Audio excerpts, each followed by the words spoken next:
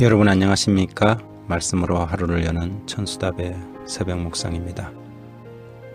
출애굽기 26장을 넉넉한 구원이라는 제목으로 묵상하겠습니다. 광야에 세워진 성막은 꽤 그 구조와 양식이 섬세했습니다. 비록 외부에서 보기에는 평범한 천막 같아 보였지만 내부로 들어갈수록 정교하고 매우 세련된 것이었지요.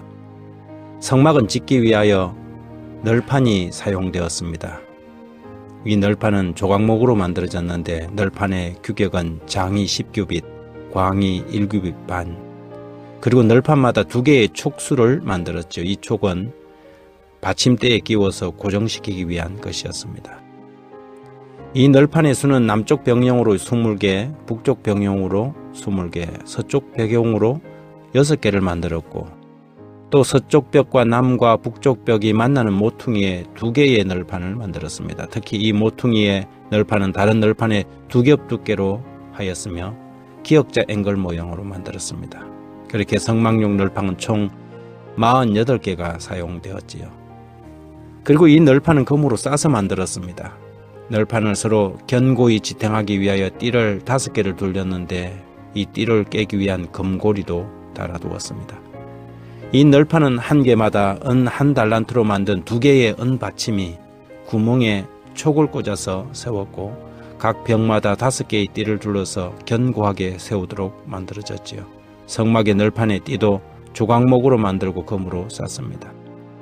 성막 널판의 은 받침은 널판 1개에 2개씩 만들었으므로 총 96개가 사용되었습니다. 어떻게 보면 매우 견고한 기초를 가지고 있는 것이지요. 이것은 성막이 부실한 기초로 인하여 땅으로 꺼지거나 넘어지지 않도록 기초를 든든히 한 것입니다. 우리 구원의 기초도 그렇습니다. 우리는 죄인을 위하여 계획한 하나님의 구원의 계획이 부족하여 행여 우리가 구원을 받을 수 없는 것처럼 두려워하거나 근심할 필요가 없습니다. 우리의 구원의 기초는 2배의 희생으로 견고하게 놓여져 있지요. 20살이 되는 모든 이스라엘 남자들은 성전을 위하여 백하라는 반세겔의 속전을 지불하도록 명해졌습니다. 이것은 은으로 지불되었는데 이 은이 바로 성소의 기초를 이루는 받침으로 사용된 것이지요. 이 생명의 속전은 지위고와 빈부를 막론하고 동일하게 요구되었습니다.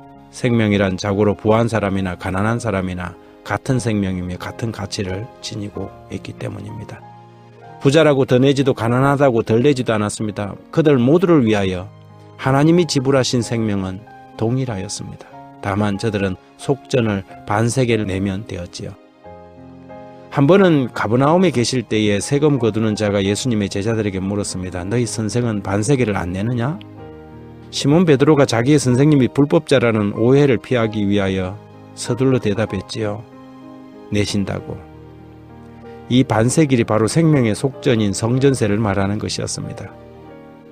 마태복음 17장 25절에 가로되 내신다 하고 집에 들어가니 예수께서 먼저 가라사대 시몬아 내 생각은 어떠뇨? 세상 임금들이 네게 관세와 정세를 받느냐? 자기 아들에게냐 타인에게냐?